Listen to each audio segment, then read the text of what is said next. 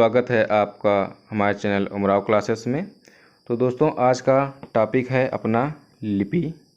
तो आज हम लिपि और मानक भाषा, लिपि एवं मानक भाषा, आज का अपना टॉपिक है लिपि एवं मानक भाषा। तो दोस्तों आज हम लिपि और मानक भाषा के विषय में पढ़ेंगे। तो चलिए दोस्तों शुरू करते हैं। तो सबसे पहले दोस्तों पता होना चाहिए हमें लिपि का अर्थ क्या होता है। लिपि का अर्थ क्या होता है दोस्तों? लिपि का अर्थ होता है लिखना या पोतना। क्या होता है दोस्तों लिपि का अर्थ? लिपि का अर्थ होता है दोस्तों लिखना या पोतना। ठीक है। अब तुमसे कोई पूछे कि लिपि किसे कहते किसे हैं, तो लिखित ध्वनि संकेतों को लिपि कहते हैं। लिखित ध्वनि संकेतों को क्या कहते हैं दोस्तों? लिपि। जो आपके ध्वनि संकेत होते हैं, ठीक, बोलने के जो ध्वनि संकेत होते हैं उनको कैसे लिखा जाता है, ठीक, तो इसको ही दोस्तों हम क्या कहते हैं? लिपि कहते हैं। ठीक। अच्छा, अब बात करें, चूँकि हिंदी हमारा विषय है, तो हिंदी की लिपि क्या है? तो हिंदी की लिपि दोस्तों है क्या?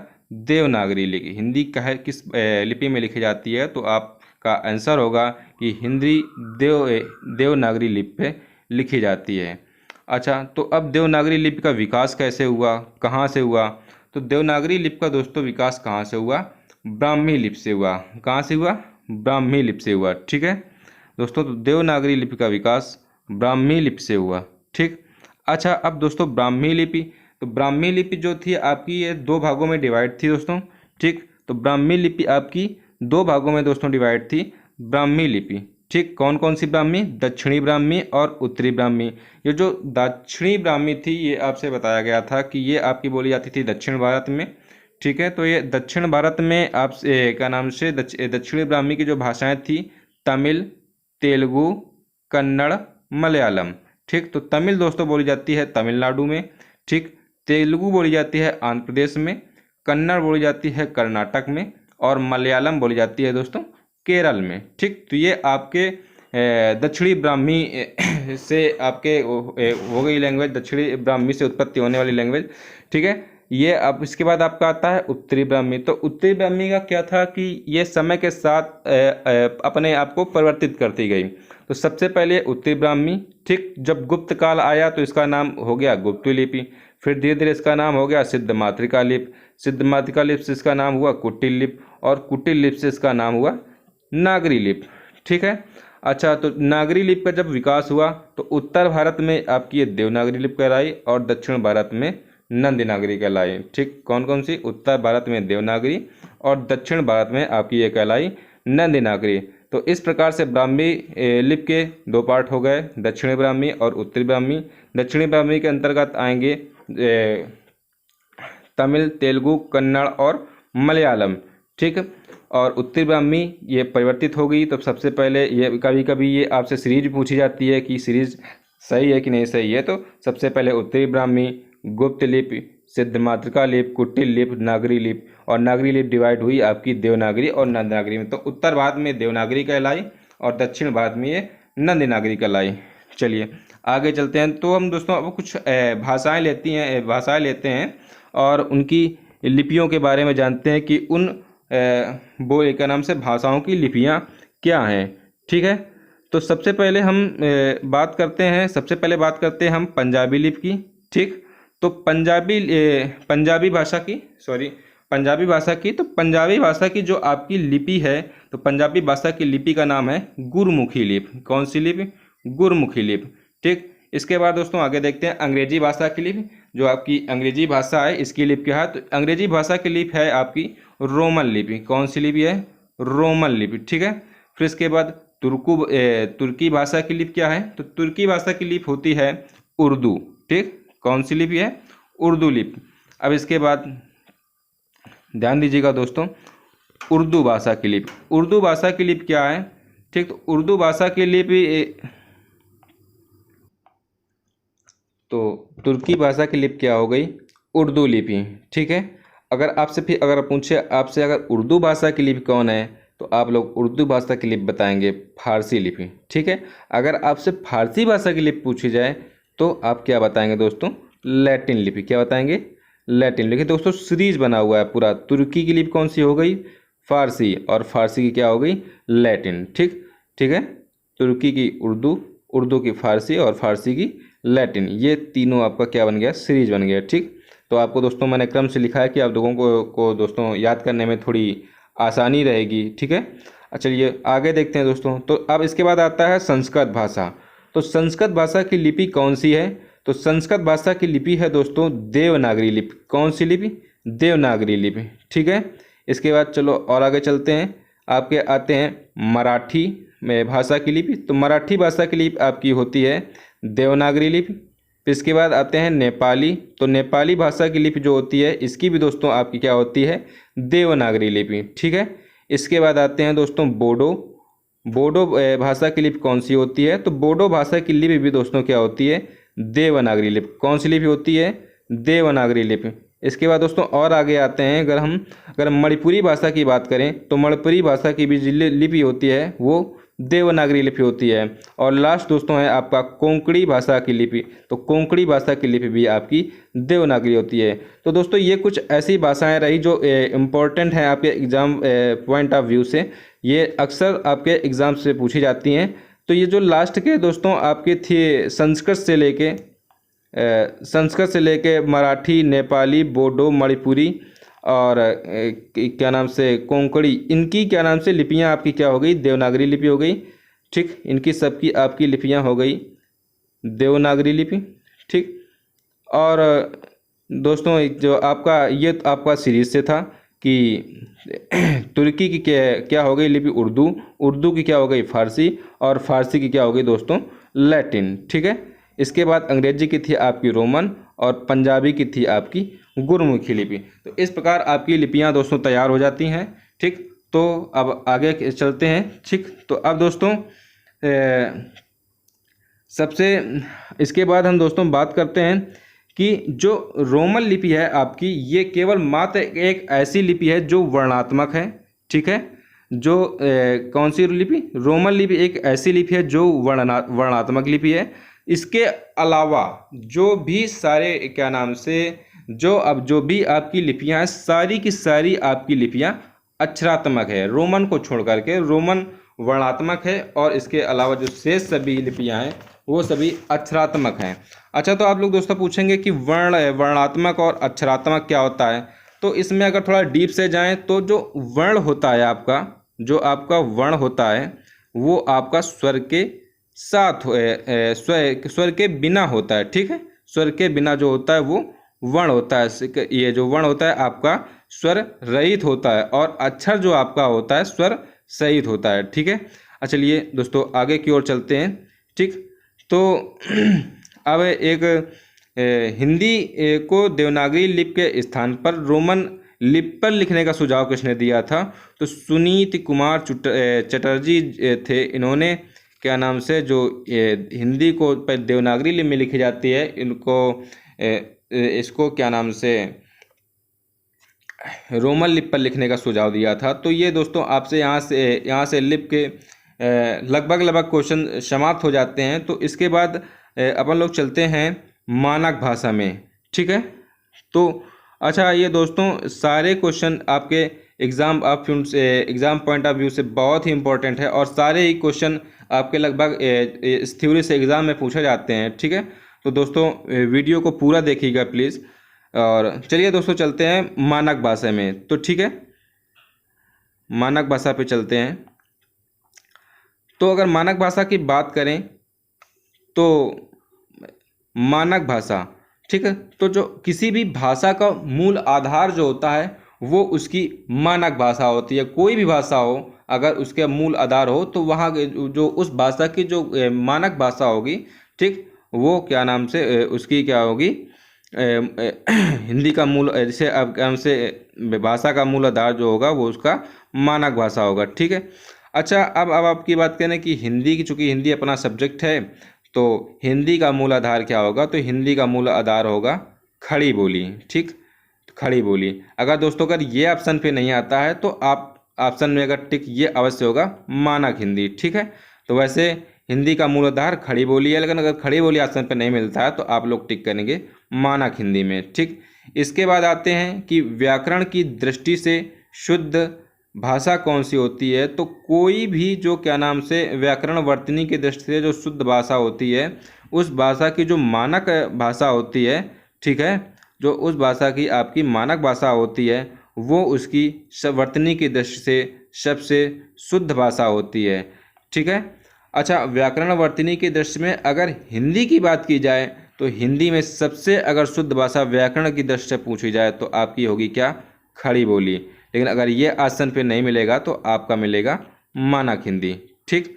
इसी प्रकार आपका दोस्तों आता है संचार में भाषा का कौन सा रूप प्रयोग किया जाता है, ठीक। तो किसी भी लैंग्वेज का संचार के रूप में उसकी मानक भाषा का प्रयोग किया जाता है, ठीक। उसकी जो भी किसी भी लैंग्वेज की जो भी उसकी मानक भाषा होगी, ठीक है, जैसे हिंदी की मानक भाषा खड़ी बोली हो गई, तो जैसे किसी भी लैंग्वेज की जो भी मानक भाषा होगी वो उसके लिए संचार में प्रयोग की जाएगी, ठीक। लेकिन अगर अपने हिंदी की बात करें तो हिंदी में संचार के रूप से कौन सा प्रयोग की जाती है, तो खड़ी बोली प्रयोग की जाती है।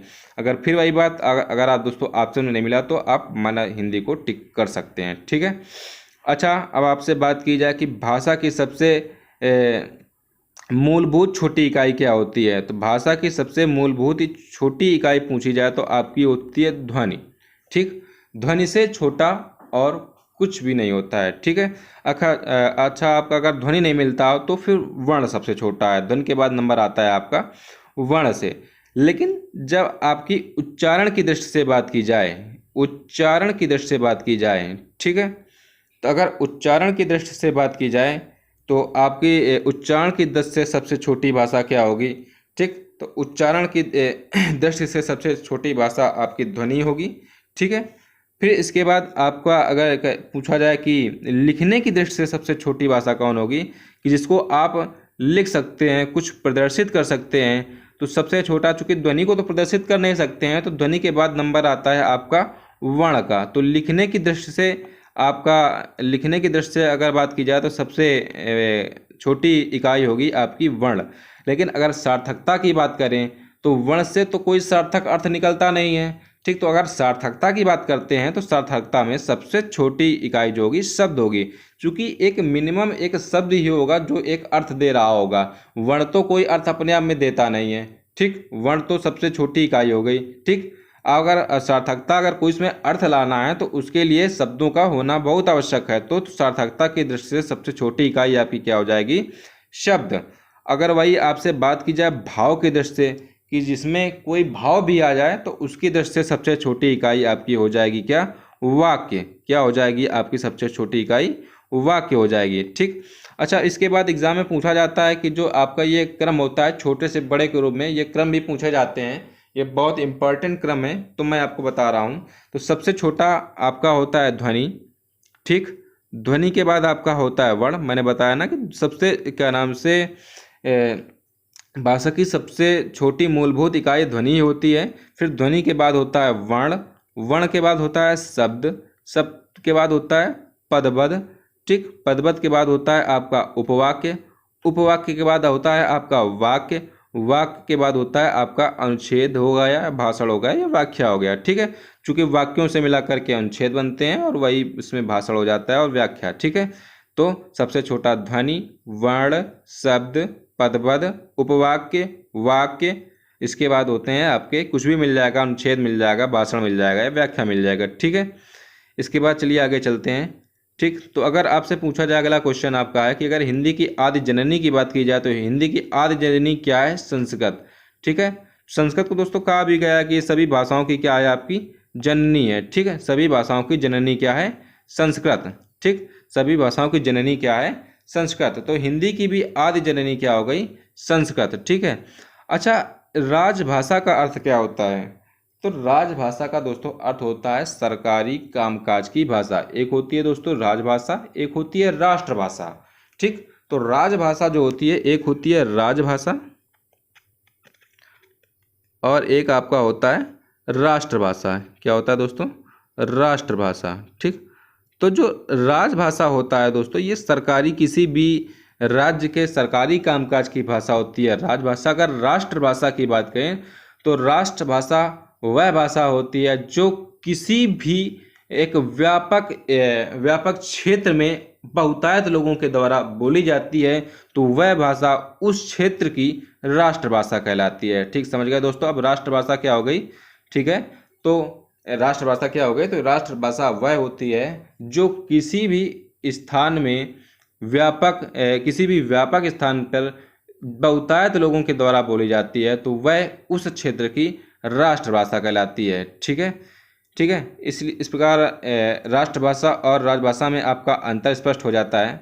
ठीक है, इसके बाद हम दोस्तों आगे चलते हैं कि भारत की प्राचीन लिपि कौन है। ठीक है, तो इसके बाद आपके चलते हैं भारत की अगर प्राचीन लिपि की बात करें तो आपकी ये है आपकी ब्राह्मी लिपि। ठीक है, चूँकि ब्राह्मी लिपि से ही आपका इन सब भाषाओं का उदय हुआ है। ठीक है, फिर इसके बाद ब्रजबुल किसे कहते हैं दोस्तों, मोस्ट इंपॉर्टेंट क्वेश्चन है कि ब्रजबुल किसे कहते हैं। ठीक, तो ब्रजबुल किसे कहते हैं, पुरानी बांग्ला को।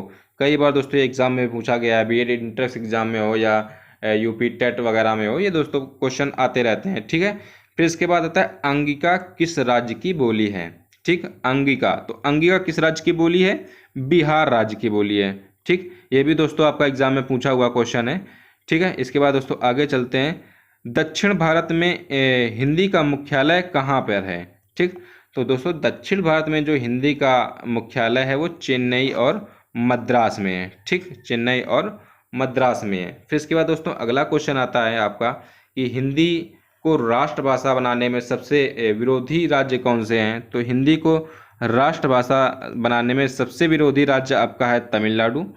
ठीक, और तमिलनाडु के बाद आपका आता है केरल। अच्छा, ये दोस्तों हिंदी को राष्ट्रभाषा बनने में विरोध क्यों करते हैं। ठीक, तो इसका कारण ये है कि चूंकि तमिलनाडु क्या नाम से ये लोग दक्षिणी ब्राह्मी से इनकी भाषाओं का उदय हुआ था। ठीक, तो तमिलनाडु की भाषा थी तमिल।